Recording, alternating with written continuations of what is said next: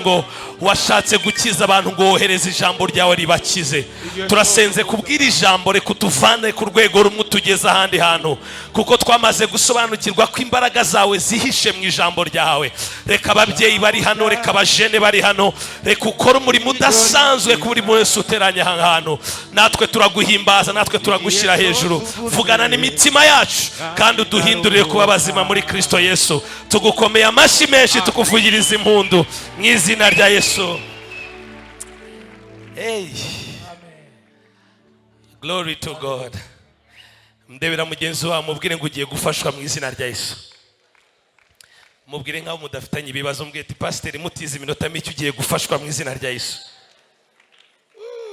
No, ujye ubimubwira reka banze ntaze gutungurwa. Tuvuge ngo haleluya. Abanezere muri aya materaniro tuvuge ngo haleluya. Ahantu hari ubwiza bw'Imana. Tuvuge cyane ngo amen. Nkuko babivuze nitwa Jackson, ndi umwana mu rugo, ndibaza nta protokole nyinshi zo gukora kuko ndi umwana mu rugo mu izina rya Yesu. Ndashimye cyane ababyeyi b'uru rugo, Bishop na Mama Bishop, Imana ibahe umugisha kuba mwatugira icyizere. Nkuko Pastor Kado yaramaze kubivuga, iyo ugiye ahantu rimwe bakakugarura no kuri aba ari umugisha udasanzwe. Ngewe si rimwe se kabiri n'inshuro nyinshi maze kuzana, rero cishijwe bugufi cyane kubw'aya mahirwe, kandi n'uyu mugoroba turaza kwinjira mu bundi bwiza mu izina rya Yesu.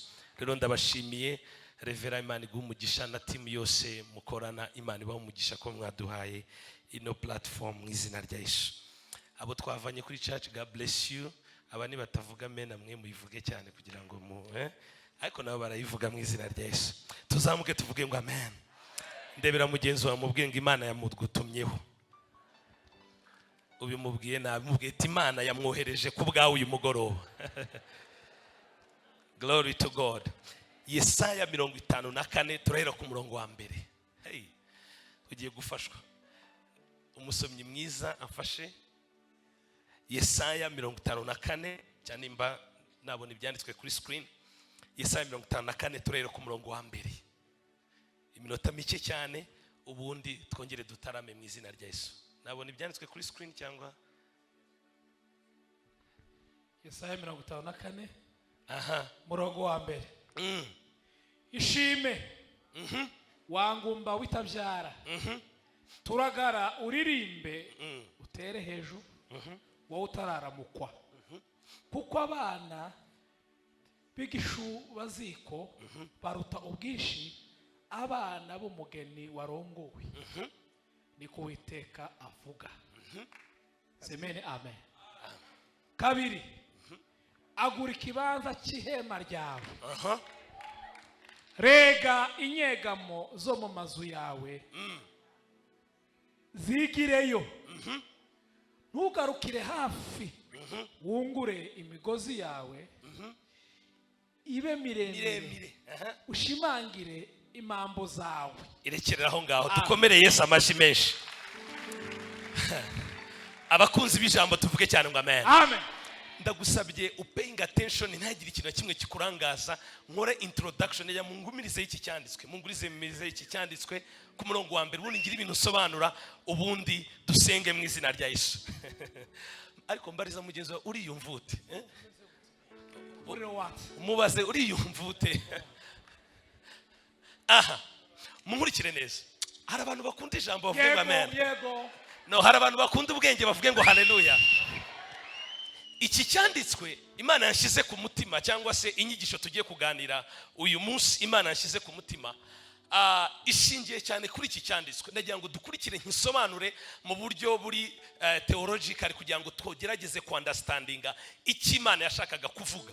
Uyu ni umugabo w'umuhanuzi ukomeye cyane witwa Yesaya, ari mu bahanuzi bakomeye Bibiliya, cyangwa se abo ba theologie bavuga aba major prophet, kuko muri Bibiliya harimo abahanuzi bakuru hakabaho n'abahanuzi batoya. Uyu mugabo rero ari umwe mu bahanuzi bakomeye muri Bibiliya, cyangwa se bakuru muri Bibiliya. Iki gihe ahanura cyari igihe kidasanzwe ku bwoko bwa Isiraheli. Tuvuge cyane ngo amen. Mukanya biraza ntimugire ikibazo, tuvuge cyane ngo amen. So arangije washatse gukiza abantu ngo wohereze ijambo ryawe ribakize. Turasenze kubwira ijambo reka utuvane ku rwego rumwe tugeze ahandi hantu, kuko twamaze gusobanukirwa ko imbaraga zawe zihishe mu ijambo ryawe. Reka ababyeyi bari hano, reka abajene bari hano, reka ukora umurimo udasanzwe ku buri wese uteranye aha hantu. Natwe turaguhimbaza, natwe turagushyira hejuru.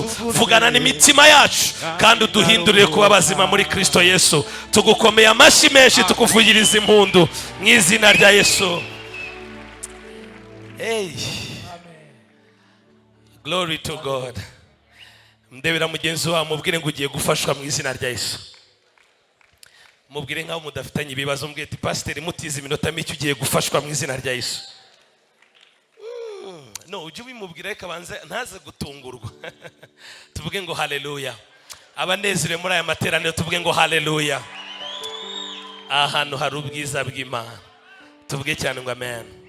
Nkuko babivuze nitwa Jackson, ndi umwana mu rugo, ndibaza nta protokole nyinshi zo gukora kuko ndi umwana mu rugo mu izina rya Yesu. Ndashimye cyane ababyeyi b'uru rugo, Bishop na Mama Bishop, Imana ibahe umugisha kuba mwatugira icyizere. Nkuko Pastor Kado yaramaze kubivuga, iyo ugiye ahantu rimwe bakakugarura nukuri aba ari umugisha udasanzwe. Ngewe si rimwe se kabiri n'inshuro nyinshi maze kuzana, rero cishijwe bugufi cyane kubw'aya mahirwe, kandi n'uyu mugoroba turaza kwinjira mu bundi bwiza mu izina rya Yesu. Rero ndabashimiye Revera, Imana iguhe umugisha na timu yose mukorana, Imana ibahe umugisha ko mwaduhaye ino platform mu izina rya Yesu. Abo twavanye kuri church, God bless you. Abani batavuga amen namwe muyivuge cyane kugira ngo ariko nabo barayivuga mu izina rya Yesu. Tuzamuke tuvuge ngo amen. Ndebera mugenzi wawe mubwiye ngo Imana yamugutumyeho. Ubimubwiye nabimubwiye ati Imana yamwohereje ku bwawe uyu mugoroba. Glory to God. Yesaya 54 turahera ku murongo wa mbere. Hey, ugiye gufashwa. Umusomyi mwiza afashe Yesaya 54 cyane imba nabona ibyanditswe kuri screen. Yesaya 54 turahera ku murongo wa mbere. Iminota mike cyane ubundi twongere dutarame mu izina rya Yesu. Nabona ibyanditswe kuri screen cyangwa Yesaya 54 murongo wa mbere. Ishime wangumba witabyara, turagara uririmbe utere hejuru, wowe utararamukwa, kuko abana bigishu baziko baruta ubwinshi abana b'umugeni warongowe. Niko Uwiteka avuga. Semene amen. Kabiri, agura ikibanza cy'ihema ryawe, rega inyegamo zo mu mazu yawe zigireyo, ntugarukire hafi, wungure imigozi yawe ibe miremire, ushimangire imambo zawe. Irekerera aho ngaho, dukomereye Yesu amashyi menshi. Abakunzi b'ijambo tuvuge cyane ngo amen. Amen. Ndagusabye upaying attention, ntagire ikintu kimwe kikurangaza. Nkore introduction ya mungumirize iki cyanditswe, mungurize iki cyanditswe ku murongo wa mbere, ubundi ngira ibintu sobanura, ubundi dusenge mu izina rya Yesu. Ariko mbariza mugenzi wa uriyumvute, umubaze uriyumvute. Aha, munkurikire neza. Hari abantu bakunda ijambo bavuga ngo amen. No, hari abantu bakunda ubwenge bavuge ngo haleluya. Iki cyanditswe Imana yashyize ku mutima, cyangwa se inyigisho tugiye kuganira uyu munsi Imana yashyize ku mutima, ishingiye cyane kuri iki cyanditswe. Nagira ngo dukurikire nkisobanure mu buryo buri theological kugira ngo tugerageze ku understandinga icyo Imana yashakaga kuvuga. Uyu ni umugabo w'umuhanuzi ukomeye cyane witwa Yesaya, ari mu bahanuzi bakomeye Bibiliya, cyangwa se abo ba theologie bavuga aba major prophet, kuko muri Bibiliya harimo abahanuzi bakuru hakabaho n'abahanuzi batoya. Uyu mugabo rero ari umwe mu bahanuzi bakomeye muri Bibiliya, cyangwa se bakuru muri Bibiliya. Iki gihe ahanura cyari igihe kidasanzwe ku bwoko bwa Isiraheli. Tuvuge cyane ngo amen. Mukanya biraza ntimugire ikibazo, tuvuge cyane ngo amen. So arangije Isiraheli hano hari mu gihe kigoye, cyari mu gihe cy'amapfa, cyari mu gihe cy'inzara, cyari mu gihe abantu bihebye, abantu bibaza mbese hari Imana ubwoko bwa Isiraheli bigeze kugera. So now icyo gihe rero kubera icyo gihe cyari gihari, Yesaya nk'umuhanuzi wari uriho icyo gihe yumva ijwi ry'Imana ridasanzwe.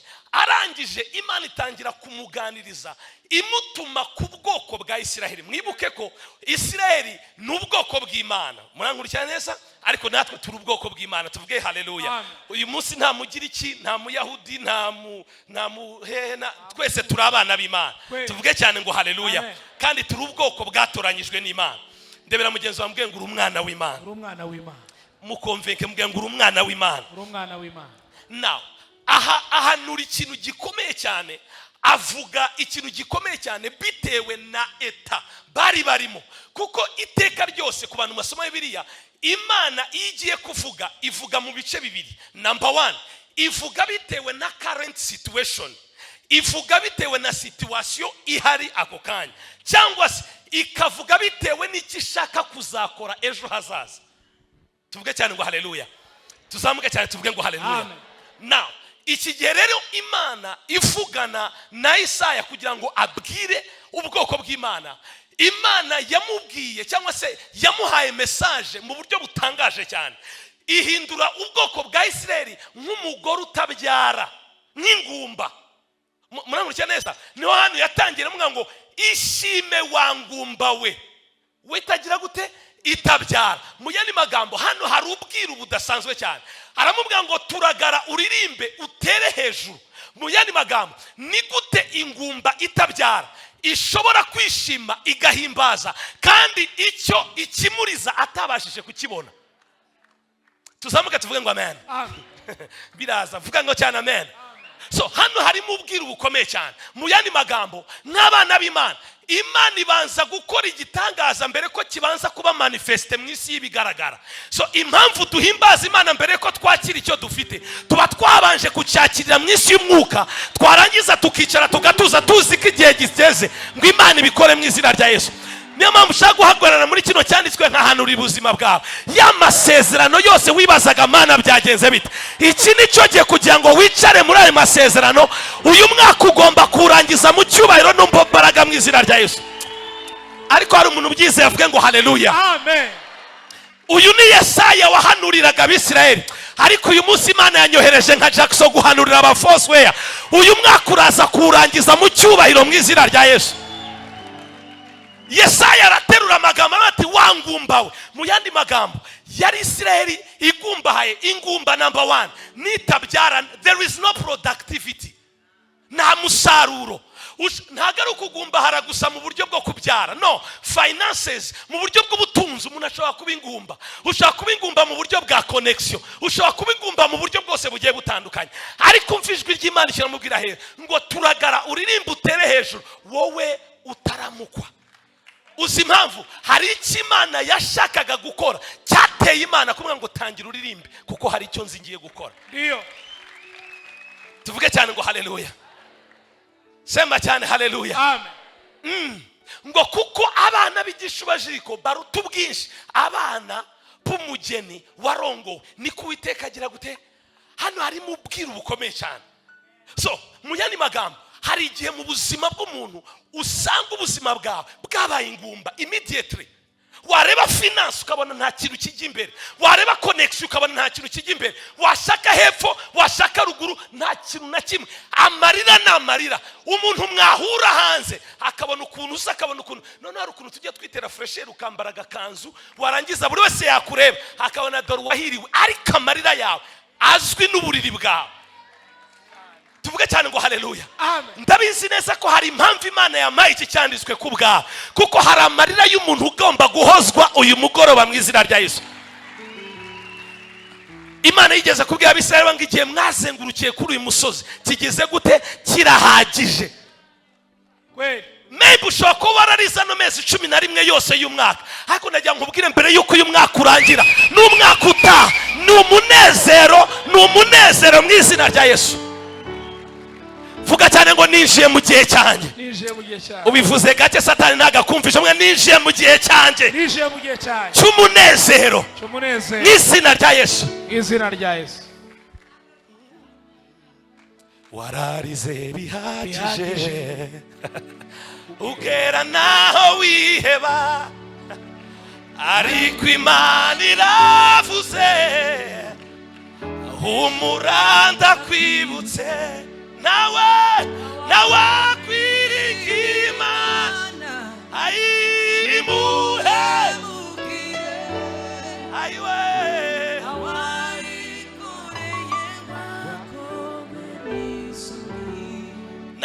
najya rumva message yanjye hari ibyo Imana ishaka gukora ariko hari abantu turi kumwe bavuge ngo amen hari abantu turi kumwe bavuge ngo amen mu yandi magambo hari icyo Imana ishaka gukora hari aho Imana ishaka kuvana n'aho Imana ishaka kukugeza hari icyo Imana igambirira gukora ku buzima bwawe ko biravuga ngo imigambi y'Imana erega nzi ibyo nibwira kubagirira ni bibi si bibi ni byiza ngo kugira ngo mbareme mu mutima w'ibyo muzabona mu yandi magambo iki cyanditswe kitwereka ko igihe kijya kigera aho ijuru ridesida kumanuka rikagira icyo rikora ku buzima bwawe tuvuge cyane ngo haleluya tuzamuke cyane tuvuge ngo haleluya hari igihe ijuru rimanuka ku bwawe dufite ingero nyinshi muri Bibiliya z'abantu ijuru ryamanutse uwa mbere umugabo witwa Yosefu ari mu bunyage arira ari muri gereza urabizi byabaye we na muka Potifari atazi igihe cyo gutabarwa atazi ko bizagenda ariko igitondo kimwe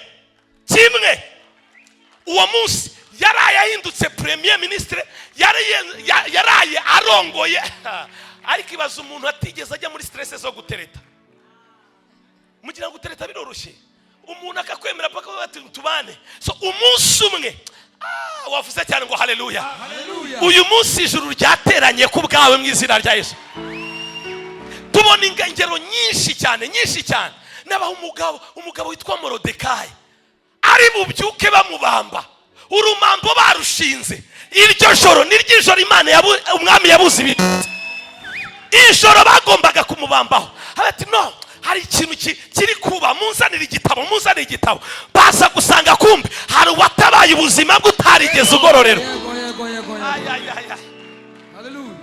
uwo munsi Morodekayi n'Abisirayeli bose baratabarwa bijya bibaho ko Imana idesida ikamanuka ku buzima bwacu tuvuge cyane ngo haleluya message yanjye sawiri ndashaka mbere kantu message yanjye iri mu minota mike nsigaranye mukurikire Imana irashaka kugira ikintu ikora Imana irashaka kwagura ubuzima bwawe Imana irashaka kuvanwa ku rwego rw'ubuzima bwawe rugeze ku rundi rwego nicyo kintu kiri kuba ku Bisirayeli ariko ibaha ikindi kintu gikomeye ariho zingiro ry'ubutumwa bwanjye umurongo wa 2 mala sopa hadia kansalaha umva nzibyo nshaka gukora ariko ndabaha icyo twita prophetic instructions amabwiriza ndaguha amabwiriza ugomba gukora bitewe n'ibyo nshaka gukora ku buzima bwawe this is the wisdom hano hari ubwenge bukomeye cyane kuko hari ikimana ishaka gukora ariko hari ikimana iri kugusaba murankurikira neza dore ikintu Imana imugura ngo agura ikibanza cy'ihema ryawe agura ikibanza cy'ihema ryawe rega inyegamo zo mu mazu yawe zigireyo hano mu cyongereza bakoresha ijambo stretch zigireyo ntugarukire hafi wagura imigozi yawe ibe miremire ushimangire impambo zawe hano mu cyongereza can I get the English version please yes stretch yes and let them stretch mwene magambo regura kwega inyegamo zawe zaguke zegereyo kubera iki hari icyo nshaka gukora mu yandi magambo Imana iri kugutegura mwene magambo kuko ishaka kumanuka irashaka ku stretching imitekerereze yawe stretching vision yawe stretching ibyo wibwira kugira ngo Imana ibone place ikoreramo iki ni kimana yashaka kugira gute gukora ku Bisirayeli subiza ku murongo wa 2 mu Kinyarwanda nta kibazo urega agura aha niho hari message yanjye shaka tuganiraho ubundi tugasenga ndeba mugenzi wambwiye ngo agura inyegamo zawe agura ikibanza cy'ihema ryawe ariko mubwiye agura mu izina rya Yesu mubwire agura Imana ibona ikorera mumurikire hari impamvu Imana idutumaho ngo twagure uzi impamvu ibitekerezo dutekereza uburyo tubona Imana uburyo dutwaramo Imana bitewe n'amateka yaho twakuriye ibyo ni ibintu bigira uruhare byo kurimita Imana imana igiba limited natwe ubwacu bitewe n'imitekerereze yacu. Ndibuka ubwo meruka hano twize ku mitekerereze, murabyibuka abakristo, murabyibuka mwahawe umugisha. Ntago mwandakariye. Uyu munsi ndashaka no kubereka twagura ihema ryacu. Agura hari ibyo Imana ishaka gukora, ariko umwanya urimo ibyo imitekerereze yawe ukubona ibintu biracyari bito cyane. Vuga cyane ngo haleluya. Haleluya. Zamuka cyane uvuge ngo haleluya. Haleluya. Agura. Reka mbihuse n'iki cyanditswe ubundi bisobanurire rimwe. Abami ba kabiri ibice 4 ku murongo wa 4. Turebe undi muntu wakiriye instructions yo kwagura. Abami ba kabiri ibice 4 turera ku murongo wa 4 kugeza kwa 5. Uyu numugore wari umupfakazi. Murangurikira? Ni story nge bazamuyizi cyane uhereye ku murongo wa mbere. Ni umugore wari ufite umugabo w'umuhanuzi arapfa, umuntu wamufite imyenda aza kumusaba amuha abana bamutware cyangwa se batwareho iminyago bla bla bla. Ndibaza muyizi. Umva rero, asanga Elisa aramubwira ikibazo ukuntu gihari. Umugore rero niko Elisa yagize gute, yamubwiye formule agomba kugira gute, agomba gukurikiza. Hano rero ngo maze winjirane mu nzu n'abana bawe ugire gute, ukinge. Hano harimo ibanga rikomeye cyane. Winjirane n'abana bawe mu nzu ugire gute, ukinge. Utwo tuvuta udusuke muri ibyo bintu byose. Ikintu cyose uko cyuzuye ugire gute, ku murongo wa 5 dukange, nuko amusigaho yinjirana n'abana be mu nzu arakinga. Bamuzanira, hari umurongo ndi kumisingamo, I think era ku murongo wa 3 cyangwa 2. Irukange hera ku murongo wa 3. Elisa aramubuza ati none ku murongo wa 3 aho niho nshaka cyane. Hano niho amugaragariza ikintu ushaka gikomeye cyane. Ku murongo wa 3 please. Aramubwira ati genda utire ibintu birimo iki, ubusa. Genda utire ibintu birimo iki.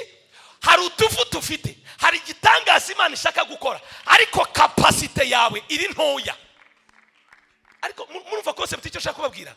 Yes, capacity yawe iracyari ntoya. So icyo ukwiye gukora, nubwo nshaka kugusengera, nubwo Imana ishaka kugira icyo ikora ku buzima bwawe, ariko first of all increase your capacity. Banza wagure capacity yawe. Imeze iti genda utire ibintu byose biri mu busa mu baturanyi bawe bose, ariko ntutire bike. This is the secret. Mwene magambo, agura cyane, ntube limite, agura cyane. Yego.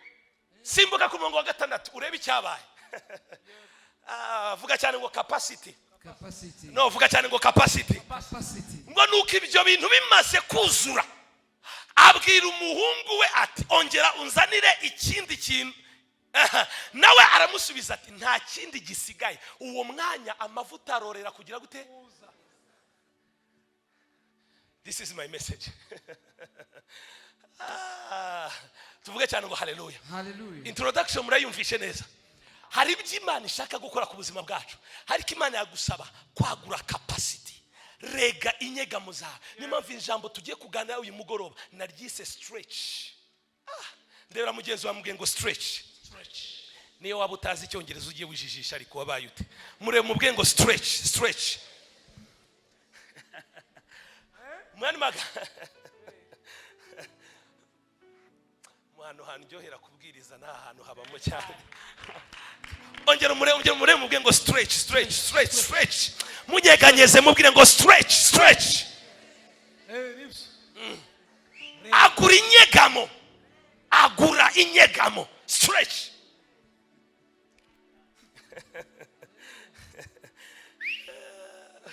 Now, hano nanditse ikintu gikomeye cyane. Before God enlarge your life, He first enlarge your mindset. Before He multiplies your oil, He stretches your capacity. Mbere yuko Imana igira gute yagura ubuzima bwawe, irabanza ikagura imitekerereze yawe. Number 2, mbere yuko Imana yongerera amavuta cyangwa se izana amavuta ku buzima bwawe, Imana irabanza ikagura capacity yawe. Mu yandi magambo, umurimo wa mbere w'Imana si ugukora icyo ishaka gukora. Umurimo wa mbere ni ukubanza kudiringana nayo, kuko imitekerereze yawe cyangwa se capacity yawe cyangwa se ubushobozi bwawe bushobora gutuma Imana idakora icyo yagambiriye gukora ku buzima bwawe. So hari impamvu rero Imana yanshize ku mutima kubaganiriza. Kubera iki? Hari icyo Imana ishaka gukora ku buzima bwawe, hari icyo Imana ishaka gukora ku muryango wawe, hari dimension, hari amashimwe Imana ishaka kurangizanya uyu mwaka. Ariko murankurikira neza, tuvuge cyane ngo haleluya. Ariko iragusaba agura, widindizwa n'amateka yawe, widindizwa n'ubugumba utinzemo. Murankurikira neza, kubera ko amateka y'ibyo twaciyemo bigira uruhare mu gutuma imitekerereze yacu iri mitimana gukora. So Imana rero yanyohereje kugira ngo mbabwire ngo agura, mutaza kuri mitimana, kuko hari icyo Imana ishaka gutuma urangizanya uyu mwaka. Wakibona, wareba Imana ukabata Imana uriya. Tuvuga cyane ngo haleluya. Haleluya. Vuga cyane ngo uyu mwaka utararangira ngomba kuba mu mashimwe mu izina rya Yesu. Bivuge Satani akumva mbere yuko uyu mwaka urangira hari amashimwe agomba kuba mu buzima bwanjye n'umuryango wanjye. So dore icyo Imana ikora rero, irakohereza kugira ngo utegurwe, kugira ngo ntihagire ikintu na kimwe gitakaza cyangwa kidindiza gukora kw'Imana ku buzima bwawe. Niyo mpamvu iri kugusaba enlarge, stretch your capacity. Iri kubwira umugore utabyara, wangumbawe, sinzi ubugumba ufite, maybe ni finance, maybe ni urushako rutameze neza, maybe n'abana batameze neza, ariko Imana ikukubwira wikwemera kubatwa n'ibitameze neza. Biravuga ngo dore ngiye gukora ikintu gishya, uko kigiye kwaduka ntimuzakibona. Yego. Tuvuge cyane ngo haleluya. Haleluya. Mbere yuko uyu mwaka urangira hari ikintu gishya kigomba kuba ku buzima bwawe. Izina rya Yesu. Habe wowe, habe n'abanzi bawe bagomba kubibona mu izina rya Yesu. Ariko dore icyo Imana yanyohereje kubabwira, bakobwa beza muri hano, urashaka urugo nibyo, ariko capacity y'urugo ni iyihe umaze kugira. Urashaka akazi nibyo, ariko which is ni iyihe capacity iri mu buzima bwawe. Yego urashaka abana, yego urashaka ubutunzi, ariko capacity ihagaze ite? Si ibyo Imana idashaka gukora, irabikora kuko ifite ubushobozi, ariko capacity yawe, Yego. imitekerereze yawe agura. Ndiyo. Agura. Benshi muri twebwe kubera ibikomere twagiye ducamo, najya mwese munkurikire amaso yose please, ubishoboye ntiyongeye guhaguruka. Iyo tugeze mu ijambo ry'Imana, nicyo Imana bigiye kuvuga. Ubwoko bw'Imana ntabwo twaje gukina drama hano, twaje kuvuga icyo Imana yashyize ku buzima bwawe. Vuga cyane ngo haleluya. Kandi uyu mugoroba ntabwo ugomba kukimisinga mu izina rya Yesu. Yego. Vuga cyane ngo haleluya. Haleluya. Zamuka cyane uvuge ngo haleluya. Haleluya. Hari icyo Imana ishaka gukora ku buzima bwawe, ariko icyo Imana igusaba agura. Sinzi ibyo utinzemo, sinzi ibyo uri gucamo, sinzi ibyaranije ubuzima bwawe, byagiye bituma capacity yawe sinzongera gukora ibi. Kubera iki? Ibyo waciyemo biri kugukanda. Amateka y'ubuzima, ubwoba bw'ubuzima, amarira, uraza hano mu rusengero ukijijisha ukamera ko ibintu bimeze neza, ariko ahantu uririra urahazi ku giti cyawe, ariko Imana irabibona. Niyo mpamvu kubona ndore ngiye gukora ikintu gisha ku buzima bwawe. Enlarge your capacity. Agura. Icyo kintu kirumvikanye. Ikintu nshaka gushimangira cyane, ibyo Imana ikora ibikora bitewe n'ikikorera muri wowe. Abefeso 3:20 ibasha gukora cyane ibyo biruta ibyo twibwira, ibyo duteye, nkuko imbaraga zayo zigira gute. Aha, dore igitangaje.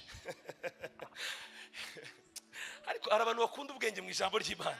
Dore igitangaje, iki kurimo nicyo desiringa, nicyo ushaka kugeraho, nibyo bikurura Imana kugira ngo Imana ukigire ibyo ikora ku buzima bwawe. Mu yandi magambo, dore ahantu Satani atwibira. Iyo Satani atwibiye mu bikomere, buriya batwishe. Iyo Satani atwibiye byagenze gutya, uyu mwanya hari umuntu ugifashe amateka yabaye mu 2000. Nanze kuyarekura, nabayeho iki ku buzima bwanjye, sinshaka kubirekura. Nutabirekura uraza kuri mitimana gukora ku buzima bwawe. Runaka yarankomerekeje, yaragukomerekeje kugira ngo wige, none yaragiye kucyo kimugumanye muri wowe. Rekura. Hari ibyo Imana ishaka gukora ku buzima bwawe. Tuvuge cyane ngo haleluya. Muhungu twari dufitanye gahunda y'ubukwe, tugeze ku munota wa nyuma, uyu yankoreye azabona, ntabwo azapfa. Nawe hari ibyiza Imana ukumusengera nabi, umusengera ni data wa twese. Ako kandi akavuze cyane umva barakora bangoye ngo ngiye ngo namurikira nabi ngo bimugwe neza aho yanga Imana yanjye. Iyo Mana uvuga ni data wa twese, widukanga ni turayisangiye. Iyo niyo data, iyo niyo ntabwo ari papa wenyine, no, ahubwo rekura umutima wawe, agura capacity. Maybe numwe wakubabaje, nta nubwo birangiye, hari n'undi uzaza akakubabaza, kuko ibyago ntabwo bishira. Ariko ikiza ni ukwagura capacity. Nuwaza kubwira amagambo ari nonsense ukabona ati no, naguye imbago zawe, ibyo nta kintu byakora ku buzima bwanyu. Tuvuge cyane ngo haleluya. Ubwoba bw'ubuzima butuma turi imitima na gukora. Mana nzabaho nte, Mana bizagenda gute, turabana banjye, turi byagenze gute, reka ngo nzambara iki, nzarya iki. Ubundi imyaka umaze imyaka wambara iki? Ubundi umaze imyaka urya iki? Igaburira inyoni, wowe umwana wayo w'igiciro, wowe yacunguje amaraso y'igiciro. Niki cyatuma hari ibintu byinshi ducamo biri imitima na gukora ku buzima bwacu. This is my message. Dore ahantu Imana yambwiye kubabwira, agura ihema ryawe, agura imitekerereze yawe. Umuntu araza akakubwira wambaye nabi, urasa nabi, uri mubi. Umuntu agahita amara ukwezi akaba ati ndababaye, yambwiye ko ndi mubi. Come on, niko tugiye agaciro ibitekerezo biri negative kuri wowe. Uzi ko waremwe mu ishusho y'Imana. The Bible says fearfully and wonderfully made. Twaremwe mu buryo bw'igitangaza. None umuntu aturutse hariya, umuntu w'impumyi udafite agaciro akwemeje uburyo uri mubi, umaze ukwezi utumbye. Sinzasubira mu rusengero bambwiye ko ndi mubi. Come on. Hari ibintu tugomba guhindura. Mbere yuko uha agaciro icy'abandi bavuze, munkurikire, ugiye kuvuga ikintu gikomeye. Nimba uha agaciro icy'abandi bavuze ku buzima bwawe, ni ikigaragaza ko utazi icyo Imana yavuze ku buzima bwawe. Nta muntu ubaho, nta mwuka ubaho, nta murozi ubaho waza kunyumvisha ngo nta Imana iri kunjyana guteze. Ariko urebe uburyo duha agaciro abarozi. Yamfungiye ibyanjye, yagufungiye, ariko uzuriwe Kristo ari muri wowe, utabasha gupfa ari muri wowe. Ariko no, bantese ibiheko ntabwo bifite imbaraga ku rutugu urimo. Niyo babitega bazarinda bapfa ntacyo babonye. Ariko hari umurakore yanavuga ngo haleluya. Ikikurimo kirisa imbaraga ibiheko biri ku buzima bwawe. Ibyo biheko bizafata ubusa. Ubwo atagipfuye nanjye sigipfuye, yatsinze urugamba. Ariko zambura ibiganza uvuga ngo haleluya. Ukararurira ngo bamfunze inda yawe. Biravuga ngo out of my belly shall flow, ngo mu nda yanjye ngo hazatemba amazi y'ubugingo. Nabibandi bigomba kukuvamo. Tuvuga cyane ngo haleluya. Barandoze ibi nibi, iyo mitekerereze iri imitima na gukora. Niko turogeka Yesu ari muri wowe. Ni kigaragaza ko utazi ufite. Biravuga ngo ufite umwana afite ubugingo. Tuvuga cyane ngo haleluya. Turabana bima, turi bikoma. Munsi impamvu Satani aturwanya nuko twahawe icyo yashakaga. Akora muri kumvishe. Twahawe icyo yashakaga. None birambabaza kubona abakristo turi anda y'ubwoba butuma Imana idakora ikigomba gukora ku buzima bwacu. Yego. Hagira uvuga ngo haleluya. Amina. Hagira uvuga ngo haleluya. Haleluya. Ndakwinginze uyu mugoroba, change your mind. Paul aravuga mu Baroma 12 ngo be ye transformed by renewing of your what? Your mind. Ngo muhinduke mugize imitekerereze mishya. Uri umutsinzi no kurushaho. Vuga cyane ngo ndi umutsinzi no kurushaho. Ndebera uwo mwicaranye umubwiye ngo uri umutsinzi. Nubona atabyumva umukubita agashifa akabyumvisha. Ni umutsinzi, ntacyo Satani yagambiriye azabona. Ongera muri mubwiye ngo abaguteza iminsi bazarinda basaza, bazarinda bapfa ntacyo na kimwe barabona ku buzima. biravuga ngo tuva mu bwiza tujya mu bundi. Isezerano ryacu si ugupfa, isezerano ryacu si ikimwaro, nta soni zizagukora. Twebwe isezerano ryacu ni ukuva mu bwiza bumwe tujya mu bundi bwiza. Ariko wazamuye ibiganza ukavuga ngo haleluya, haleluya. This is our faith, this is our testimony. Niki kiguhangayikishije? Ubu urabona urugendo ukoranye n'Imana arahi kugeza kugira ngo ikure kure pe. No, be strong. Nibyo rira ariko byukuvuga ngo kumwami Imana santabara, nicyo gituma ntamwara. Ntago ndi hano kubwira ngo ntuzongera kuri uzarira, ariko ikibazo nicyo uzarirana nacyo. Twese duhura n'ibidukubita. Imibabaro ni igihe gito, ijoro naryo ni igigi, ayindirira kenshi muri iyi si ndimo, ariko nuko ntara hazabaho itondo gihoraho, nibwo ntazongera. Zamura ibiganza uvuge ngo haleluya. Nagira ngo mbere ko nkomeza imva ubishyire mu mutwe wawe, ntacyo nzaba. Murakurikiye neza? Bwoko bw'Imana hari umuntu uri gufashwa avuge ngo haleluya. Ikintu nshaka kubasaba, ntago naje kubashyushya hano. Muramurikira zamuka gato. Ntago naje kubashyushya hano, naje kubabwira ukuri kw'ijambo ry'Imana. Nujya ugenda mu muhanda, jya ugenda ushinga ibire, umva urakomeye muri Kristo. Hapana kugenda wagira ngo hari ikintu kikwiru. No, relax. Uri umwana w'Imana, uri umwami, uri umutambi. Satani ntakwihebeshe bitewe n'iby'Imana itarakora, kuko ije kubikora. Murankurikira neza?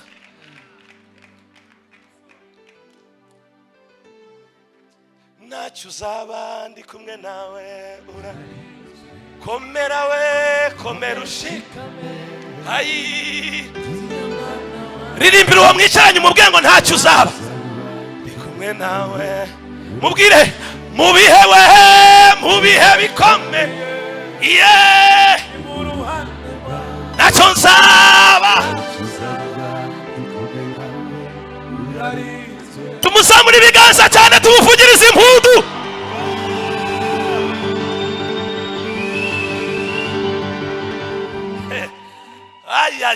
Ndabona umuriro wacu. Hari ibintu hano bitatu by'ingenzi ugomba kukumenya iyo tuvuze stretch. Iyo tuvuze kwagura inyegamo zawe, iyo tuvuze kwagura inyegamo zawe, hari ibintu bitatu by'ingenzi. Stretch before you see it. Agura inyegamo utarabona iby'Imana igiye gukora. Tuvuge cyane ngo haleluya. Vuga cyane ngo haleluya. Bivuga kwagura cyangwa se stretch. Munkurikire gato. Uyu mugore w'ingumba Yesaya yahanuriraga cyangwa ubwoko bwa Isiraheli, ngira ngo nabibasobanuriye. Yarababwiraga mwagura inyegamo zanyu, ariko icy'Imana yashakaga gukora bari batarakibona. Uzi ikintu bishatse gusobanura? Mundebe gatoya. Bishatse kuvuga ngo Imana iri kugusohora muri comfort zone yawe. Comfort zone ni iki mu Kinyarwanda? Imana ishaka kugusohora mu bintu warumenyereye. Kuko Imana nishobora kuguha vino nshya mu mufuka ugize gute ushaje. Iki Imana iri kugukorera, shaka umufuka mushya kugira nsukemo ibishyashya. Iyo Bibiri tubwire stretch, ikintu cya mbere cy'ingenzi ugomba kumenyaho nuko ngomba kuva muri comfort zone ntaramenya. Mu yandi magambo, igihe uzatwara Imana ikora icyo ishaka gukora kizangana n'igihe uzava muri comfort zone. Niyo mpamvu Imana ibikubwira mbere kugira ngo ugire gute. Aho kantu mwakumvishe? Nimba hari ikintu ugomba kuvamo, uva muri comfort zone yawe. Hahandi wicaye umenyereye, muri kagahinda n'amarira, muri ya maganya yawe. Ntabwo Imana ishobora kugusanga muri ayo maganya ngo mubigendanemo. Jamais. Habaye iki kuri izite Ana wabyaye Samuel. dore cyabaye ngo yahoranaga amarira menshi akajya ku musozi Shiro akagaruka yahoranaga amarira igihe kimwe ajya mu rusengero arasenga ariko agasenga adidimanga arira n'umubarira y'umubabaro murankurikira neza umutambyi aje aramwati wa mugore we uzageza ryari n'isindwe ryawe undi aramubwira ati mubyeyi ntago nasinze ahubwo ni umubabaro w'umutima n'agahinda umva icyabaye aramubwira ngo Imana wavuze cyane ngo haleluya ngo Imana ngihe umutima wawe icyo ugira gute icyo wasabye umugore aragenda biratubwira ngo aragenda arakaraba arisiga aracya ararya asiga umufuka wa kera icyanangaje ikomeje gusoma ngo igihe kigeze Imana imuha umwana nkuko yagize gute yabiseza mu yandi magambo igihe yakiri ijambo rya gihanuzi ryamuvanye muri comfort zone y'agahinda kandi yari ataratwita murankurikira neza hari ibitangaza bidashobora kugusanga muri uwo mufuka ushaje muri ubwo bunebwe wuzuranye muri uko kudasenga no hari ibintu uyu mugoroba ugomba gufata icyemezo bati enough is enough aya marira igihe nyari arahagije ubu bunebwe hari abakristo babaye abanebwe papa baragenda baba banebwe ntasenga ntasoma ijambo kuza amatera n'uguseta ibirenge nothing Imana kuba va muri iyo comfort zone ariko am I communicating? Yes. Uvuga cyane yes, am I communicating? Yes.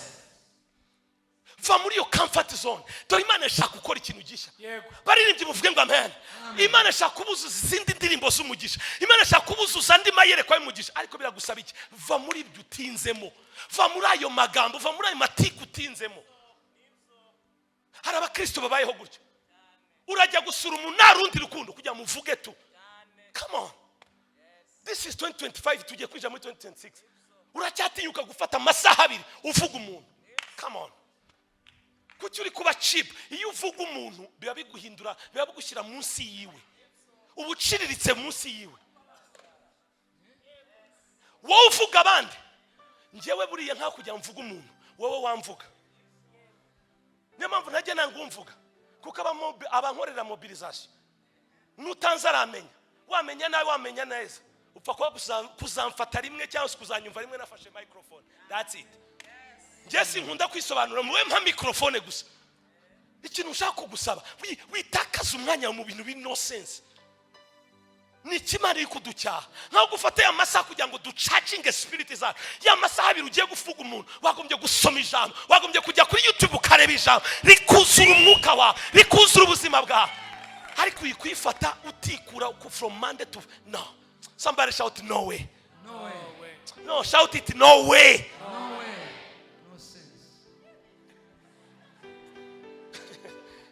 tuvuge cyane ngo haleluya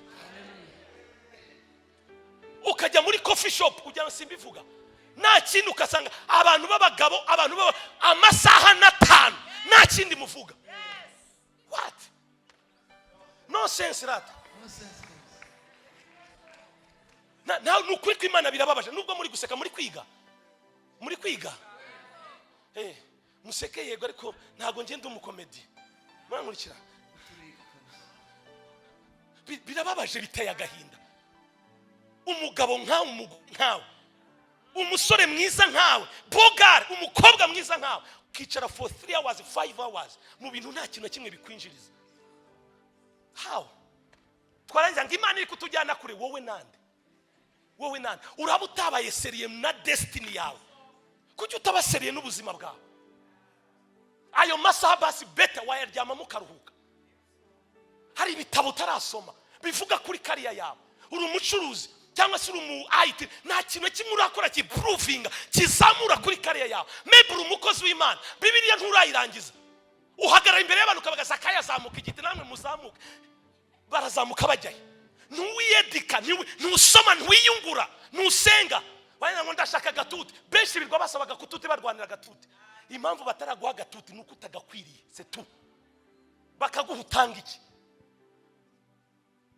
urabura kwiyubaka uriri gusaba agatuti imbaraga zisabisha agatuti nizo mbaraga wagasoye mu kwikoramo akazi bakakwihamagarira amen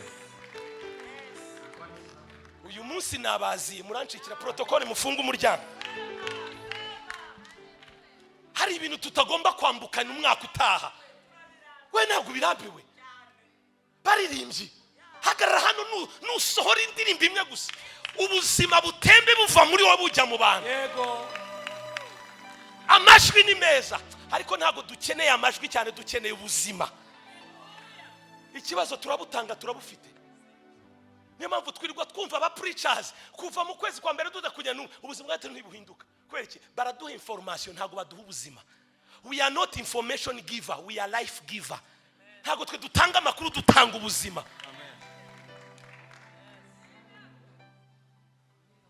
Am I communicating? Muri kunyumva neza? This is my cry. Kubera iki? Ntabwo abantu bakikoramo akazi.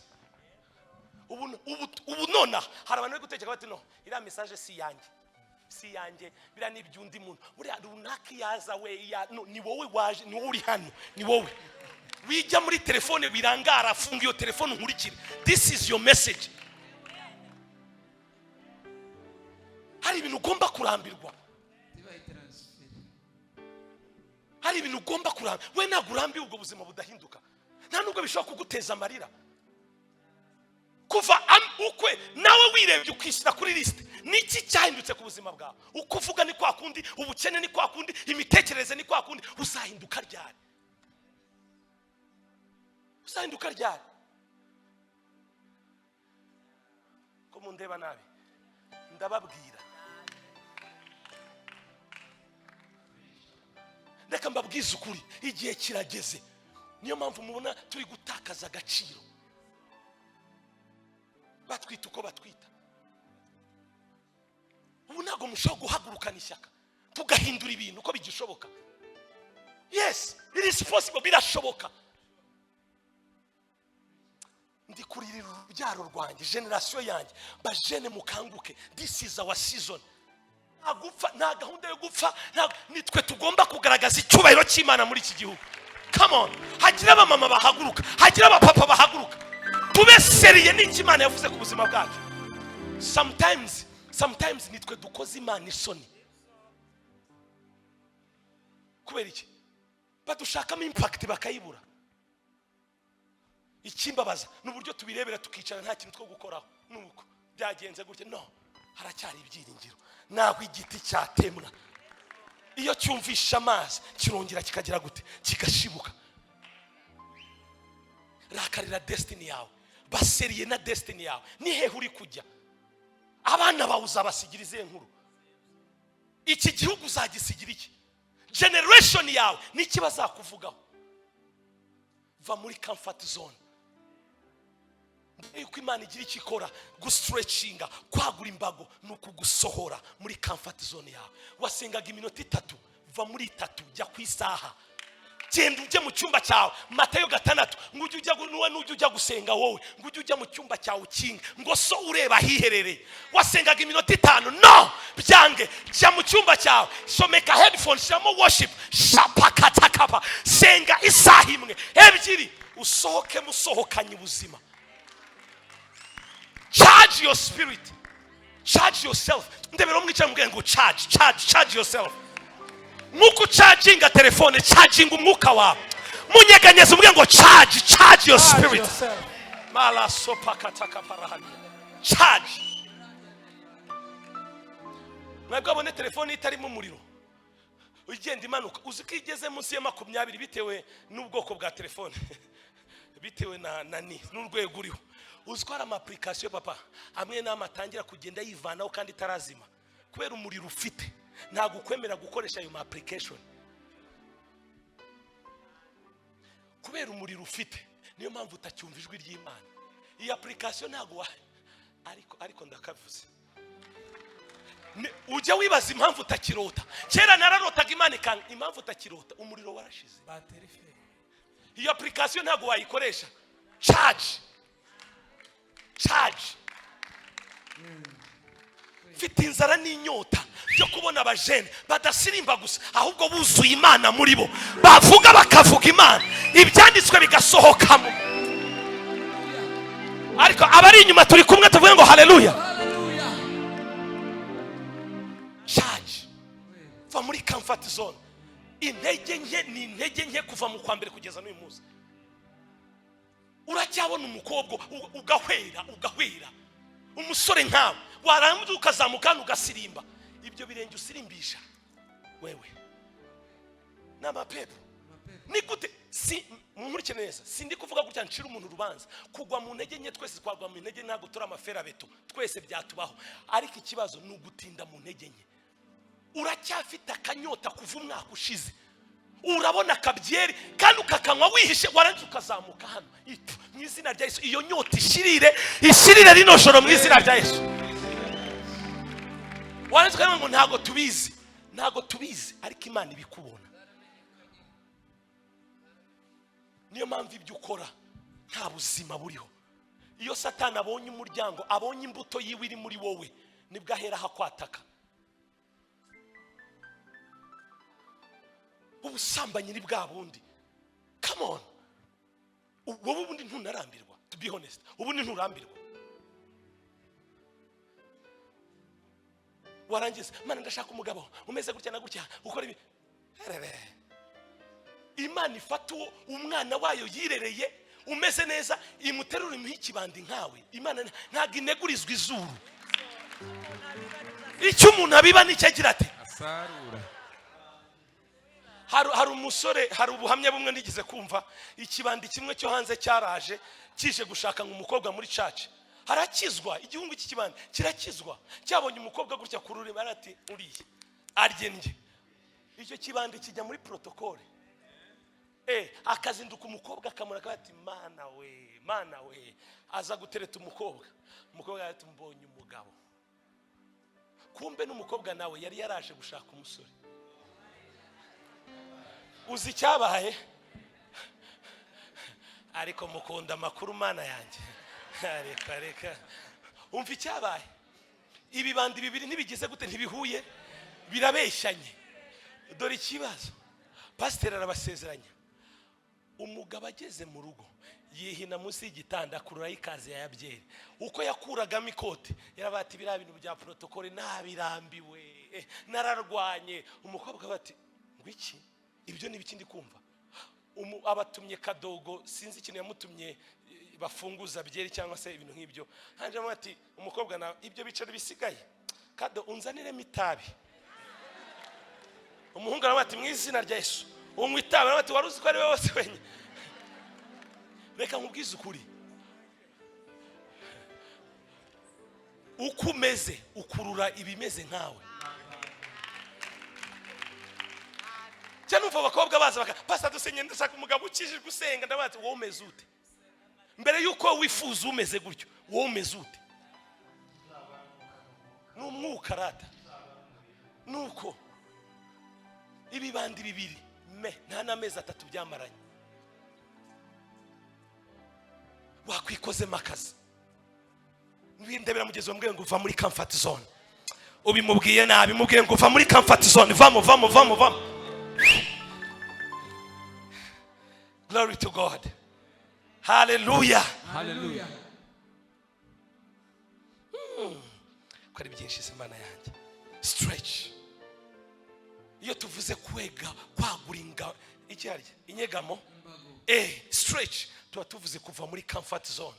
Ikindi cya kabiri ndabona amanota yanjyanye niyo nagisorezaho ibindi Imana izanshoboza ngaruke. Tuvuge cyane ngo hallelujah. Ubuso niyo nasoreza wakuramo ibyo ntiyabikuyemo. Kereko waba amapepa afite ubu nago wakuyemo ibyo ugomba gukuramo. Dore cya kabiri ugomba gukuramo iyo tuvuze stretch tuvuze stretch your faith, stretch your vision and your expectations. Tuvuze kwagura kwizera kwawe, tuvuze kwagura iyerekwa ryawe, tuvuze kwagura expectation niki ibyo witeze ibyo wiringiye cyangwa se ibyo namura byumva. Tuzamuke tuvuge ngo hallelujah. Tuzamuke cyane tuvuge ngo hallelujah. Stretch your faith. Biravuga mu baheburayo simzayo kwasoma abaheburayo 11 biravuga ngo kwizera please nahabona vuba kwizera nukumenya rwose ibigize gute ibyiri hari abarokore dusomane hano hantu tuvuga cyane kwizera ni ukumenya rwose ibyiringirwa udashidikanya ko bitazaba kandi niko kuduhamiriza ibyo tutareba ko ari iby'ukuri tuvuga cyane ngo haleluya haleluya. iyo tuvuze stretch ikintu cya kabiri cy'ingenzi stretch kwagura imbago bidusohora muri comfort zone nicyo cya mbere si sawa icya kabiri bitubwira iki agura kwizera kwawe agura iyerekwa ryawe agura na expectation muziko hari abakristo kwizera kwawe kugarukira ku byo umaze kubona muramurikira neza ubu kandi igitangaje kuvuga mu ndebe gato mbabwira iki kintu muziko Imana ikwigaragariza uko uyizi ariko turacyari kumwe nabarambiye muziko Imana ikwiyereka bitewe n'uko uyizi iravuga muri Bibiliya musinziza burivuga ngo ku kigo giziyerekana nk'igoramye ku munyabwenge yiyerekane nk'inyabwenge mu yandi magambo Imana iza muri forume wowe uyizimo nuyibona nk'idashoboye ntizashobora izaza nk'inyantege nke nuyibona nk'ikomeye izakora ibasha gukora ibiruta cyane ibyo twibwira n'ibyo dutekereza nk'uko imbaraga zayo zidukoreramo ndagira ngo uyu mugoroba agura kwizera kwawe agura kubona Imana na biriya bintu utekereza ibasha gukora ibiruta cyane ibyo twibwira mu magambo ikintu cyose wakwibwira n'icyo watekereza yabasha kugikora uzi icyo nshatse kuvuga yanzu utekereza yabasha kuyiguha ya modoka utekereza yabasha kugira gute bya bihugu utekereza ikibazo ni uko utabitekereza dufite abakristo batazi kurota urashaka kubiki Imana ingiriye neza nkabona utumiliyoni tubiri nahita ashaka ukuntu mfundika ibyo ni umuvumo think big tekereza binini wikwirimita reka mbabwire kurota ko ari ubuntu kuki utarota reka mbabwize ukuri bwoko bw'Imana Imana yabwiye Abrahamu mama iramubwira ndashaka kuguha iki gihugu cyose ngo aho ureba aho heza n'amaso yawe Imana nishaka kuguha ibyo utareba mwangucya neza Abrahamu yakoze ikintu cyahinduye ubuzima bwanjye amaze kuhareba kuvidani hejuru iri arareba amaze kureba akora ikintu cyantangaje ngo ahita hatraverisa hose aragenda agera hepfo za Berisheba hepfo yararebye arangiza acamo Imana amwati iki gihugu cyose nzagira gute nzakiguha izi nizo ntambara mubona bisaye bari kurwana uyu munsi kuko niko hanganaga ndagira ngo usabe iki kintu tekereza rekura ibitekerezo byawe ubushize ndi hano nababwiye ikintu gikomeye muri bukuru urugero nabahaye rw'abasore murabyibuka ko nabahaye rugiye kujya mutabyibagiye ko murabyibuka bamwe baraha abandi baraha murabyibuka nababwiye akantu gakomeye nshaka gusubiramo ntukemere ko imitekerereze yawe iturana n'umubiri wawe urakibuka nkasubiramo kujya mugasobanukirwe nababwiye ikintu gikomeye nababwiye ati ushobora kuba uri mu buzima bugoye ushobora kuba uri mu buzima bw'amadeni ushobora kuba uri mu buzima bwuzuye challenge ariko ni icyaha gikomeye kwemera ko imitekerereze yawe iturana n'umubiri wawe emera ko situation urimo ari umubiri wenyine uyibamo noneho urekura ibitekerezo byawe bitangire birote bigende ibitekerezo byawe nibigerayo bizakurura umubiri wawe bivuga ngo ntukwiriye kuba va ngaho ugenda aho Imana ako kantu mvuze basi murakumvishe please wikwemera ko umubiri wawe ubana n'imitekerereze yawe please think big tekereza gira kwizera nimba ishobora kuba yaragukuye aho yagukuye ikakugeza ni ikimenyetso kikwereka ko n'ahandi yahakujyana rota tekereza fata amahanga muri wowe iyatureho ibyiza ndabona ubuzima bugoye ntacyo nzageraho nobyuka mu gitondo ndi icyaremwe gishya muri Kristo Yesu nzakomera amami azamvamo ndibaza ari tangiro nimba ari 10 na kangahe ngo amahanga nations will come out of you I love that scripture oste nakibona itangiro 17:6 vuga cyane ngo haleluya ngo kandi nzakororotsa cyane nzatuma amahanga gukomokaho n'abami bazagira gute vuga cyane ngo abami bazankomokaho vuga cyane ibihugu bizankomokamo aya n'amagambo ugomba kubyuka mu gitondo wiyaturaho reka nkubaze abanzi bawe bakwaturaho nabi nawe ukananirwa kwiyaturaho neza. Muzi impamvu rimwe na rimwe amagambo y'abanzi yacu ajya dusohoraho nuko yaje ndajya munkurikire nuko amagambo mabi batwoherezaho iyaje agasanga nta jambo wowe rikurinda rirakwataka. Niki wivugaho iyo ubyutse mu gitondo nicyo hanura ku buzima bwawe. Wake up with expectations. Wete ndabizi neza ko Imana igomba kungira neza. Yes, nubwo amadena ngose, nubwo ubuzima bungose, yego mubapfa sindi mo nzabaho. Vuga cyane ngo haleluya. Iki nicyo bita stretch. Ndebera mugezo mbwe ngo stretch. Tangira ukore kwiyerekwa ryawe nicyo uri kureba. Ndibaza na hano ariko hano bamaze kubigisha inyigisho nyinshi. Ani iyo migisho yitwa the power of vision. Murayibuka? Imbaraga ziyerekwa icyo ureba. Ndagira ngo usoze mbabwira aka kantu nicyo uri kureba. Nicyo uri kureba. Nicyo uri kureba. Mu bihe nk'ibi ngibi nicyo uri kureba. Nureba urupfu nirwo ruzakubaho, ariko nureba ubuzima nicyo kizakubaho. Mwanyemera tugasengaho iminota mikeya tugacaginga spirit zacu. Haguruka ku maguru yawe, komera Yesu amashyi menshi, uhaguruka ku maguru yawe.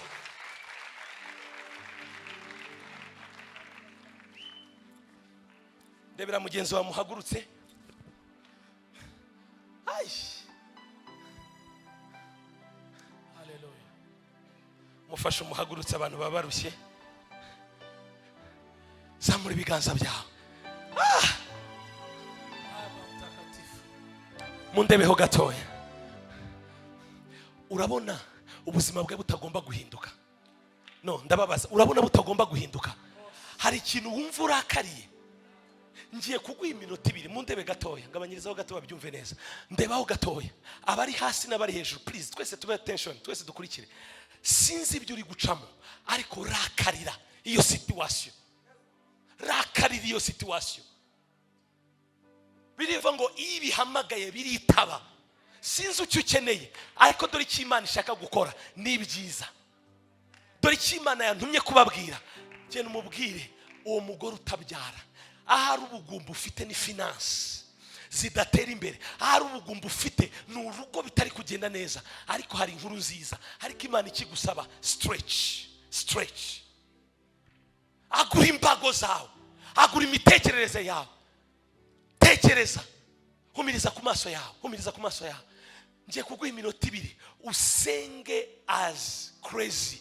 Usengesha imbaraga zose ubwira Imana mahano oya, hari ikintu kigomba guhinduka, hari ubuzima bwanjye bugomba guhinduka. Bishobotse fata mugenzi wawe mu kiganza, reba mugenzi wawe dusengere mu bumwe. Ndumvira isengesho ryagira imbaraga turisengesheje mu bumwe. Zamura ijwi ryawe utangire usenge, uwo mugenzi wawe ufashe ikiganza umusengere. Ubwira Imana ngo Mana, mbere yuko uyu mwaka urangira hari ikintu kigomba gukoreka ku buzima bwawe. Mbere yuko uyu mwaka urangira hari ikintu kigomba gukoreka ku muryango wanjye. Something new, hari ikintu gisha kigomba gukoreka. Zamura ijwi ryawe. Shataka pakata ya barahade. Remakasa ya barahada. Iya shotaka barahada. Bwira Imana ngo Mana gira icyo uhindura n'izina rya Yesu. Aya madena kurweho, izi ndwara zishyirwaho iherezo. In the name of Jesus Christ. Shataka barahade. Bumbura akanwa kawe. Ndashaka kumva amajwi y'abadamu n'abakobwa. Ndashaka kumva amajwi y'abasore n'abapapa. Bumbura akanwa kawe, zamuka. Zamukurira Imana. Ubwiye ngo Mana, ibi bigomba gushyirwaho iherezo. Aya marira agomba gushyirwaho iherezo. Aka gahinda kagomba gushyirwaho iherezo. Biravuga ngo isengesho risenga nk'umwete rigira umumaro muri byose. Sengesha imbaraga. Izo ntege nke zivemo. Bwira Imana ngo Mana, uyu mugoroba mfashe icyemezo. Izi ntege nke nzivuyemo mu izina rya Yesu. Raso peketeke parahadia. Ndagura ihema ryanjye. Ndagura kapasite yanjye. Mu izina rya Yesu. Ndagura kapasite yanjye. Ndagura ibihe byanjye byo gusenga. Ndagura ibihe byanjye byo gusoma ijambo. Ndagura ibihe byanjye byo kwiyungura ubumenyi. Mu izina rya Yesu. I stretch my capacity. Shatakapa katayaba. Ratakapa. zamuka zamuka zamuka zamuka zamuka zamuka zamuka zamuka zamuka. My God, komeza usenga. Hari ikintu kiri gukoreka uko usenga, hari ikintu kiri gukoreka. Ubwo buzima bwawe bugomba kwinjira mu cyubahiro. Hari icyubahiro uyu mugoroba ugomba kwinjiramo. Hari ubwiza Imana igomba kukwinjizamo. Uyu mugoroba ni uwawe, uyu mugoroba ni uwawe, uyu mugoroba ni uwawe. Hari imbaraga z'Imana ziri kugendagenda, hari imbaraga z'Imana ziri kugendagenda. Niba ari uburwayi winjiranye uyu mugoroba ugusenga, ubwo burwayi busohoke muri wowe. Iyo kanseri isohoke muri wowe, iyo diabete isohoke muri wowe, iyo migongo isohoke muri wowe, tumors, ibibyimba bisohoke mu nda yawe. In the name of the Lord Jesus Christ. Zamuka zamuka zamuka zamuka zamuka zamuka. Shakakakakakakaka. Rantokopra. Empresa farahade. Jimpragadaya barahadia. Rantokoprahade. Jekemprahiakos. Rantaya marahada. Imbaraga z'Imana zatangiye kugenda cyane. Bwoko bw'Imana imbaraga z'Imana zatangiye kugenda cyane. Wirangara wirangara. Ayo marira naza uyarekure. Hari deliverance iri gukoreka. Komeza usenge, komeza usenge. Hari deliverance iri gukoreka hagati muri twebwe. Imbaraga zazuye Kristo bapfuye, izo mbaraga zizure ubuzima bwawe. Ndahanura kuzuka k'ubuzima bwawe. Finance zawe zivuke, connection zawe zizuke. In the name of the Lord Jesus. Sengesha imbaraga, imbaraga zamuzuye mu bapfuye. Izo mbaraga zizure ubuzima bwawe, izo mbaraga zihembure. There is a shift. Ndumva hari ukwimurwa, hari ukwimurwa. Ndabona hari abagore bari kwimurwa, ndabona hari abakobwa bari kwimurwa, ndabona hari abapapa n'abasore bari kwimurwa. Imbaraga zamuzuye zikwimure, zikwimure muve mu ntege nkeya, zikwimure zive muri comfort zone, zikwimure mu mateka yahahise. Uyu mugoroba wowe n'amateka yawe bitandukane mu izina rya Yesu. Aya ya ya ya ya ya. Ndabona imbaraga z'umuriro w'Imana, ndabona umuriro w'Imana. My God, my God, my God. Dusigaje iminota ibiri yisengeshe cyane. Ndabona hari abakobwa bari gutabarwa, hari deliverance iri gukoreka ku buzima bwawe. Wowe n'ahahise hawe mugomba gutandukanira ijoro. Wowe n'intege nke zawe mugomba gutandukanira ijoro. Wowe naho watsindiwe, aho watsindiwe ntuzongera kuhatsindirwa. Shataka parahade. Babarira ubuzima bwawe, babarira umutima wawe. Twaje gusenga senga. Uyu ni umwanya udasanzwe imbaraga z'Imana ziri gukora. Iyo ndwara ntugomba kuyisohokana, iyo ndwara ntugomba kuyisohokana. Hoya, biravuga ngo mu mibyimba ya Kristo niho dukirira indwara zacu zose. Uyu mugoroba akira gukira kwawe, uyu mugoroba akira gukira kwawe. Mu izina rya Yesu, mu izina rya Yesu, mu izina rya Yesu. Shataka parahade. Uyu mugoroba hari imbaraga zimira izindi mbaraga. Uyu mugoroba hari imbaraga zimira izindi mbaraga. In the name of Jesus Christ. Marakusa pahade. Shantekepe. Ransopaya hade. Lelalisa paya hada. Kakakakabahus. Lelala super. In the name of Jesus. N'izina rya Yesu. Zamura ibiganza byawe ahantu uri. Hari ikintu kiri gukoreka nturangare. Ayo marira yarekure, kuko ntuzongera kuyarira kuva ijoro mu izina rya Yesu. Ako gahinda urakoze Yesu. Dore ngiye gukora ikintu gishya. Nicyo Uwiteka avugana n'ubuzima bwawe. Uyu mugoroba Imana igiye gukora ikintu gishya. Yiteguye kukubabarira, nawe ibabarire. Yiteguye guhindura ubuzima bwawe. Uyu mugoroba ni uwawe. Uyu mwaka ugomba kurangiza mu mbaraga. uyu mwaka ugomba kurangiza mu mbaraga. Shataka parahade ratakata ya parahade. Satani arabesha, Satani arabesha ku buzima bwawe. Waratsinzwe Satani. Zamura ibiganza byawe, vuga cyane mwami Yesu. Ijwi ryawe riracyari hasi, vuga cyane mwami Yesu. Kuva uyu mugoroba sinzongera kwibona uwatsinzwe, ndi umutsinzi kurushaho. Kuva uyu mugoroba sindi umunyantege nke, kuva uyu mugoroba ndi umunyembaraga. Mu izina rya Yesu ngiye gukora ibyananiye abandi. Vuga cyane aho data atageze, aho mama atageze, aho bene wacu batageze, jewe ngiye kuhinjira mu marenge. Mu izina rya Yesu, mu izina rya Yesu, mu izina rya Yesu. Imbaraga z'umusaraba ziri kumwe nanjye. Kubw'iyo mpamvu ntacyo nzongera gutinya. Nta bwoba bw'ubuzima, nta bwoba bw'amarozi, kuko ndi umwana w'Imana, kuko undimo aruta uri mu bisi. Mu izina rya Yesu, komera Yesu amashyi menshi.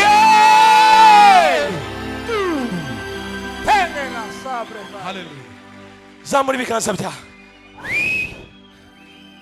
Bwoko bw'Imana, dore icyo Imana yantumye kubabwira. Go and stretch your capacity. Imana irashaka kugukoresha ngo icyubahiro cyawe cyongere kimanuke. Abo mubana bagiye kubona Imana yawe, abo mukorana bagiye kubona Imana yawe.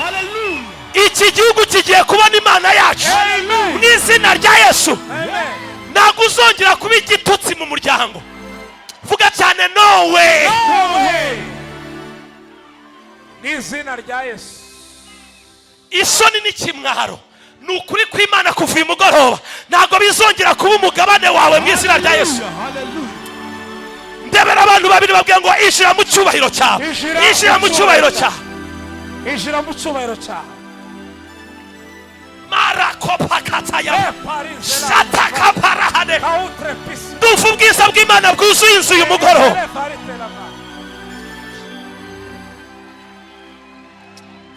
Zamura ibiganza ngo byose ndabyakiriye mu izina rya Yesu. Uri umucyo w'isi, ntabwo uzongera kugarangwaho n'umwijima mu izina rya Yesu. Kuva uyu mugoroba umva mbabwire ikintu Imana ishaka gukora muri iki gihugu cyacu. Ni ukuri kw'Imana muzakibonesha amaso yanyu, kandi muzabibamo mu izina rya Yesu. Ndakwinginze, nimba usenga genda wongere usenge. Nimba wari waracitse intege, va mu ntege nke, come back. Garuka ku rukundo rwawe rwa mbere. Charge your spirit. Kinga mu cyumba cyawe utogote, shyiramo pray worship music muri background. Senga iyambura ubunebwe. Byuka saa 9 z'ijoro, togota, fata Bibiliya soma, fata ibitabo soma. Dore hari icyo Imana igiye gukorana n'ubuzima bwawe. Dore hari icyo Imana igiye gukorana n'ubuzima bwawe. Uyu mugoroba intege nke ziyambure, ibitotsi byiyambure. Tuvuge cyane ngo haleluya. Zamuka uvuge ngo haleluya.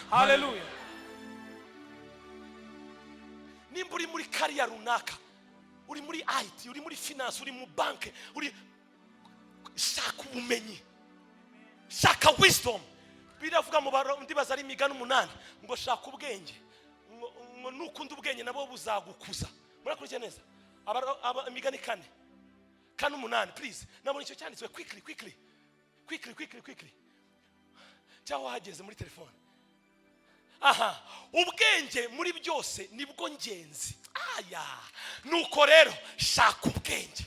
Ndebera mugenzi wambwiye ngo shaka ubwenge. Shaka ubwenge. Mubwire cyane wishaka amakuru, shaka ubwenge. Wishaka amatiku, shaka ubwenge. Wishaka amafilime n'amasocial media, shaka ubwenge. Ubwenge muri byose nibwo ngenzi. Nuko rero shaka ubwenge, ndetse ibyo utunze byose ubishakishe ubuhanga. Shiraho 8. Ibyo ufite byose ubishakisha iki? Wagurisha ikoti, wagurisha inkweto, ukagura ibitabo. Buy books, read. Wowe nukene kujya uhagara imbere y'abantu wavuga bakumva hari ubwenge busohoka muri wowe. No. Umvi 8. ngo ubukuze ubwo bwenge ubukuze nabwo buzagira gute buzagukuza nubukomeza buzaguhesha iki icyubahiro. Ndakwinginze iki cyanditswe ntuzigere ukibagirwa. Genda ushaka ubwenge, genda usome ibitabo, genda wicaginge, genda uhure n'abantu bamaze gukomera uganire nabo. Wikwifungirana ngewe naragowe ngiye byagenze wikwibona nk'umunyantege nke. Byuka. Yesaya 30 byukura bagirane kuko umucyo wawuje ngo dore ubwiza bw'Uwiteka burakurasiye. Umwijima w'icura burindi uzatwikira amahanga ngo ariko wowe ngo ubwiza bw'Uwiteka buzakurasiye. Nagira ngo uyu mugoroba byuka mu ntege nke. Ndebera mugenzi wawe ngo byuka mu ntege nke. Byuka muri karande, byuka mu bintu bidafite sense. Dore hari Imana ishaka gukorana nawe. Dore Imana yantumye kubabwira mama Bishop. Yewe wangumbawe turagara uririmbe itere hejuru. Dore ngiye gukora ikintu gishya. Somebody shout hallelujah. Amen. Ndagira kuvuye umugoroba ntuzongere kwibona nk'uko abarozi bakwise, ntuzongere kwibona nk'uko iwanyu bakwise. No, you are the giant. Uri igihanda. Ndebera mugenzi wawe ngo uri igihanda mu bwami bw'Imana. You are the giant in the kingdom. Amen. You are the champion. Uri intwari. Ariko hari abantu bumva hari ikintu gikoreretse bakomera Imana amashyi menshi cyane. Hallelujah. Mbere ko ndekuri no microphone uri hano, uri umukobwa, uri umusore, twese tugihagaze, uri umusore, uri umukobwa, uri umumama, uri umupapa, urabizi neza mu mutima wawe kukeneye Yesu Kristo ngo akuruhura gutabara. Ndifuza kugusengera mbere ko dusoza ibiteraniro.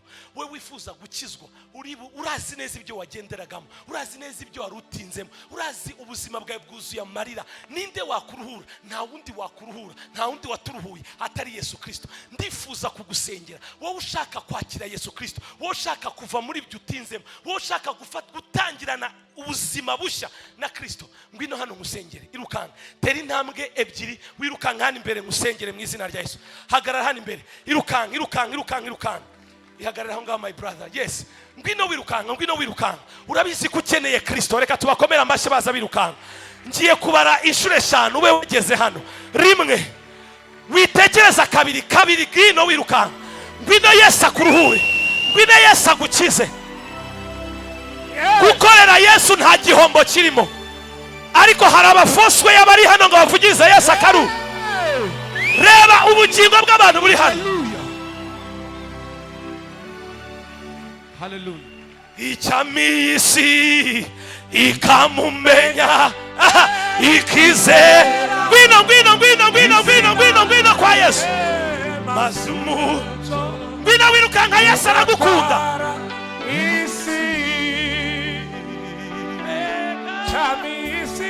Icyamisi wowe usigaye ngwino, wa musore we, wa mukobwa ngwino, Yesu aragutegereje. Ngwino Yesu ugatwara isi.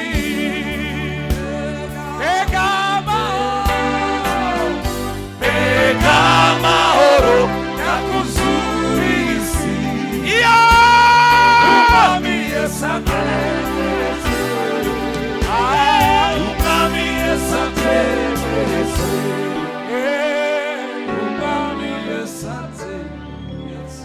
ariko mwakomera Yesu amashyi mureba abantu ukuntu banga. Listen, ni mwebwe naziye uyu mugoroba. Ndabona bari kurira muyarire, natwe umunsi umwe twayarize duhagazaho. Twamwakiriye ntacyo turicyo, ariko uyu munsi yaduhinduye abagabo bo kwizerwa. Nukuri kw'Imana ntago muzicuza kubw'uyu mwanzuro mufashe. Ariko nta usigayemo. Nimba usigayemo ngwino wiruka. Wireba ngo barambona gute, nta ukwitayeho. Ngwino. Imbaraga z'umwuka wera ziri hano mu buryo butangaje. Izina rya Yesu. My God.